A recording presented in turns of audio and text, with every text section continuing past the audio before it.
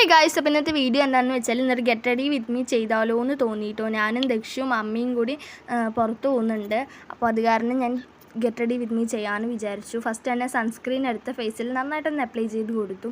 പുറത്ത് നല്ല ചൂടല്ലേ, പോരാത്തതിന് നല്ല വെയിലും, അത് കാരണം ഞാൻ സൺസ്ക്രീൻ ആയിരുന്നു ഫസ്റ്റ് അപ്ലൈ ചെയ്ത് കൊടുത്തത്. പിന്നെ അതിന് ശേഷം ഞാൻ ഡാസ്ലറിൻ്റെ ഒരു പൗഡറായിരുന്നു അപ്ലൈ ചെയ്ത് കൊടുത്തിട്ടുണ്ടായിരുന്നു. പിന്നെ ഡാസ്ലറിൻ്റെ ഐലൈനർ അത് ഞാൻ ഫോൺ നോക്കി ഇട്ടത് കാരണം ഫസ്റ്റൊക്കെ തെറ്റി, പിന്നെ എന്തോ കറക്റ്റായിട്ടോ.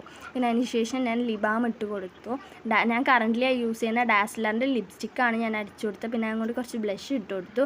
എനിക്കെന്തോ അത് അത്ര പെർഫെക്റ്റായി തോന്നിയില്ല, അത് കാരണം ഞാൻ വേറൊരു ഷെയ്ഡ് ലിപ്സ്റ്റിക്കും കൂടി എടുത്ത് അടിച്ചു കൊടുത്തു.